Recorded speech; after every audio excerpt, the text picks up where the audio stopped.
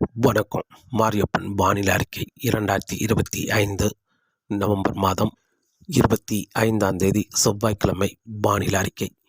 வானிலை அமைப்பு: இன்று தமிழகத்தில் வட கிழக்கிலிருந்து குளிர்காற்று வரும் என்பதால் இன்று காலை 10 மணிக்கு பிறகு படிப்படியாக தமிழகத்தில் லேசான மிதமான மழையாக கிடைக்க வாய்ப்புள்ளது. நாளை முதல் இலங்கை அருகே நிலை கொண்டிருக்கும் நிகழ்வு வலிமையடையும் என்பதால் நாளை முதல் நவம்பர் 26, 27 தேதிகளில் டெல்டா மாவட்டங்கள், தென் மாவட்டங்களுக்கு தொடர் மழையாக கிடைக்க வாய்ப்புள்ளது. நவம்பர் 28, 29, 30ஆம் தேதி வரை கடலோர மாவட்டங்களுக்கு கன முதல் மிக கனமழை, அதி கனமழை வரை கிடைக்கும் என்றும் எதிர்பார்க்கப்படுகிறது. இதில் டெல்டா மாவட்டங்களுக்கு பாதிக்கும் மழையாகவே கிடைக்கும் என்றும் எதிர்பார்க்கப்படுகிறது. வானிலை அமைப்பு: அரபிக்கடலில் லட்சத்தீவு, மாலத்தீவுக்கு மேற்கு பகுதி காற்று சுழற்சி நிலை கொண்டுள்ளது. அதே வேளையில் மாலத்தீவுக்கு மேற்கு பகுதி ஒரு வளிமண்டல சுழற்சி நிலை கொண்டுள்ளது. இலங்கைக்கு தென்கிழக்கு பகுதியிலும் இலங்கைக்கு தென்மேற்கு பகுதியிலும் இரு சுழற்சிகள் நிலை கொண்டுள்ளது. இந்த 3 சுழற்சிகளும், அதாவது மாலத்தீவுக்கு மேற்கு பகுதி, மாலத்தீவுக்கு கிழக்கு பகுதி, இலங்கைக்கு தென்கிழக்கு பகுதி, தென்மேற்கு பகுதி 3 சுழற்சிகளும் ஒன்றிணைந்து இன்று காற்றழுத்த தாழ்வு பகுதியாக தீவிரமடைய வாய்ப்புள்ளது. இலங்கைக்கு தெற்கு பகுதி: இந்த நிகழ்வு இலங்கை தெற்கு பகுதியில் தரையேறி நாளை நவம்பர் 26ஆம் தேதி அதிகாலைக்குள் ஆழ்ந்த காற்றழுத்த தாழ்வு பகுதியாக தீவிரமடைந்து நவம்பர் 27ஆம் தேதி தாழ்வு மண்டலமாக தீவிரமடைந்து இந்த நிகழ்வு இலங்கைக்கு கிழக்கு பகுதி திரிகோணமலையில் வங்கக்கடலில் தரையிறங்கி தென்மேற்கு வங்கக்கடலில் தரையிறங்கி தாழ்வு மண்டலமாக தீவிரமடைந்து ஆழ்ந்த காற்றழுத்த தாழ்வு மண்டலமாக தீவிரமடைந்து புயலாக வலுப்பெறும் என்றும் எதிர்பார்க்கப்படுகிறது. அதே வேளையில் சுமத்ராவுக்கு கிழக்கு பகுதி ஆழ்ந்த காற்றழுத்த தாழ்வு பகுதி நிலை கொண்டுள்ளது. அந்த நிகழ்வும் தாழ்வு மண்டலமாக நாளை நவம்பர் 26ஆம் தேதி வலுப்படையும். இந்த நிகழ்வு மேற்கு நோக்கி பயணித்து ஒன்று இணையுமா அல்லது சுமத்ரா தீவு பகுதியில் நிகழ்வு கிழக்கு நோக்கி பயணித்து செயலிழக்குமா என்பது நாளை ஒரு நாள் பார்க்கலாம். ஆனால் இந்த நிகழ்வு பெரும்பாலும் தென்மேற்கு வங்கக்கடலில் இறங்கி வடக்கு நோக்கி பயணிக்கும் என்றும் எதிர்பார்க்கப்படுகிறது.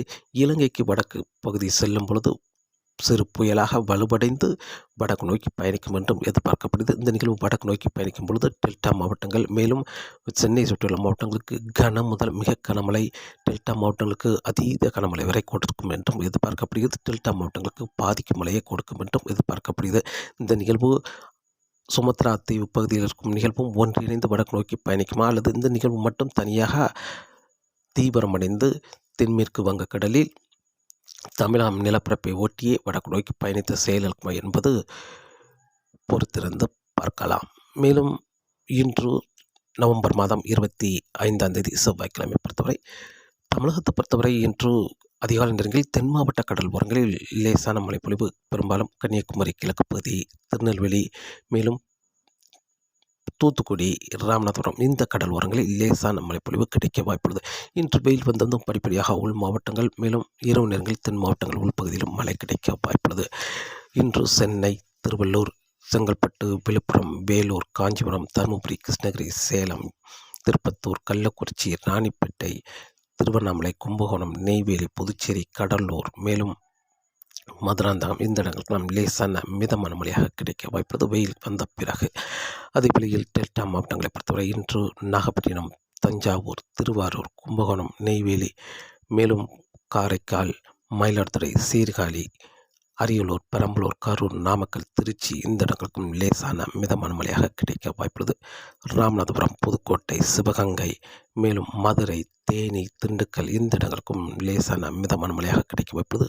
தென் மாவட்டங்களை பொறுத்தவரை பெரும்பாலும் கன்னியாகுமரி, திருநெல்வேலி, தென்காசி, தூத்துக்குடி, விருதுநகர், மதுரை, மேலும் ராமநாதபுரம் இந்த இடங்களுக்கெல்லாம் லேசான மிதமான மழையாக கிடைக்க வாய்ப்புள்ளது. இன்று தென் மாவட்டங்கள் உள்பகுதி இரவு நேரங்களில் மழை கிடைக்க வாய்ப்புள்ளது. காலை நேரங்களில் கடலோர மாவட்டங்கள், மதிய நேரங்களில் அதாவது காலை 10 மணிக்கு பிறகு கடலோர மாவட்டங்கள், மேலும் மதியத்துக்கு பிறகு உள் மாவட்டங்கள், மேலும் தென் மாவட்டங்கள் உள்பகுதி இரவு நேரங்களில் மழை கிடைக்கும் என்றும் எதிர்பார்க்கப்படுகிறது. லேசான முதல் மிதமான மழையாக கிடைக்க வாய்ப்புள்ளது. இன்று நவம்பர் மாதம் 25ஆம் தேதி செவ்வாய்க்கிழமை. நாளை நவம்பர் 26ஆம் தேதி இலங்கை அருகே நிலை கொண்டிருக்கும் நிகழ்வு ஆழ்ந்த காற்றழுத்த தாழ்வு பகுதியாக தென் இலங்கையில் நிலை கொண்டிருக்கும் என்பதால் தமிழகத்தில் டெல்டா மாவட்டங்கள், தென் மாவட்ட கடல் ஓரங்கள், மேலும் தென் மாவட்டங்கள் உள்பகுதி, தொடர் மழையாக கிடைக்க வாய்ப்புள்ளது. காலை நேரங்களில் கடலோரங்களுக்கும் மதியத்துக்கு பிறகு உள்பகுதியிலும் தொடர் மழையாக கிடைக்க வாய்ப்புள்ளது. பெரும்பாலும் மயிலாடுதுறை, நாகப்பட்டினம், தஞ்சாவூர், மேலும் திருவாரூர் இந்த இடங்களுக்கெல்லாம் மாலை நேரங்களில் கனமழையாக கிடைக்க வாய்ப்பது. அதே வழியில் திருச்சி, புதுக்கோட்டை, சிவகங்கை, ராமநாதபுரம், மதுரை, மேலும் தேனி இந்த இடங்களுக்கெல்லாம் இரவு நேரங்களில் சாரல் மழையாக கிடைக்க வாய்ப்புள்ளது மதியத்துக்கு பிறகு. அதே வழியில் கன்னியாகுமரி, திருநெல்வேலி, தென்காசி, தூத்துக்குடி, விருதுநகர் இந்த இடங்களுக்கும் தொடர் மழையாக கிடைக்க வாய்ப்புள்ளது. நவம்பர் 26ஆம் தேதி, நவம்பர் 27ஆம் தேதியும் டெல்டா மாவட்டங்கள் மேலும் தென் மாவட்டங்களுக்கு தொடர் மழையாக கிடைக்க வாய்ப்புள்ளது. நவம்பர் 27ஆம் தேதி நிகழ்வு இலங்கை தரை மீது தெற்கு பகுதி காற்றழுத்த தாழ்வு மண்டலமாக தீவிரமடையும். நவம்பர் 28ஆம் தேதி திரிகோணமலையில் தென்மேற்கு வங்கக்கடலில் இறங்கும் என்பதால் நவம்பர் 28ஆம் தேதி டெல்டா மாவட்டங்களுக்கு கனமழையாக கிடைக்க வாய்ப்புள்ளது.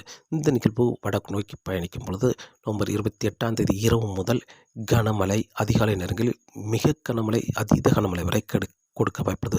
பெரும்பாலும் நாகப்பட்டினம், தஞ்சாவூர், திருவாரூர், கும்பகோணம், நெய்வேலி, புதுச்சேரி, கடலூர், சீர்காழி இந்த இடங்களுக்கெல்லாம் அதீத மழை கிடைக்க வாய்ப்புள்ளது நவம்பர் 28ஆம் தேதி நள்ளிரவுக்கு பிறகு. அதே வழியில் சென்னைக்கும் கனமழையாக கிடைக்க வாய்ப்புள்ளது.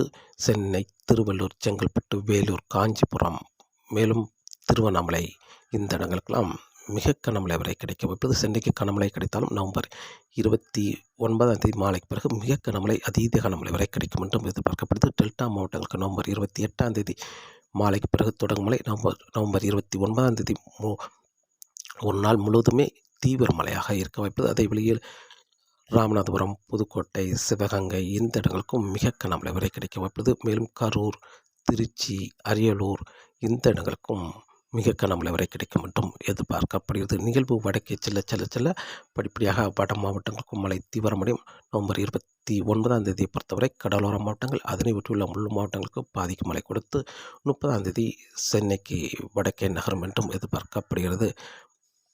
30ஆம் தேதி சென்னைக்கு பாதிக்கும் மழையாக இருக்க வாய்ப்புள்ளது.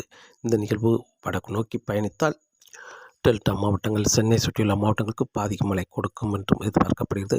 அல்லது நிகழ்வு இலங்கைக்கு கிழக்கு பகுதி மன்னார், அதாவது தென்மேற்கு வங்கக்கடலில் இறங்கி தீவிரமடைந்து சுமத்ராவுக்கு கிழக்கு பகுதி இருக்கும் நிகழ்வும் தீவிரமடைந்து இரு நிகழ்வுகளும் ஒன்றிணைந்து வடக்கு நோக்கி பயணித்தால் நவம்பர் 27ஆம் தேதியிலிருந்து தமிழகத்தில் மழைப்பொழிவு விலகும் என்றும் எதிர்பார்க்கப்படுகிறது. நிகழ்வு இப்போது இலங்கை அருகே உருவாகும் தீவிரமடையும் நிகழ்வு நகர்வை பொறுத்து தமிழகத்தில் மழைப்பொழிவு அமையும் என்றும் எதிர்பார்க்கப்படுகிறது.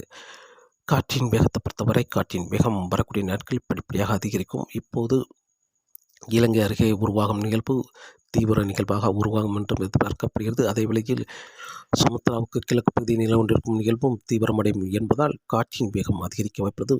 வங்கக்கடல், மன்னார் வளைகுடா, குமரிக்கடலில் காற்றின் வேகம் அதிகரித்து காணப்படும். மீனவர்களுக்கு மீன்பிடிக்க சற்று சவாலாகவே இருக்கும் என்றும் எதிர்பார்க்கப்படுகிறது.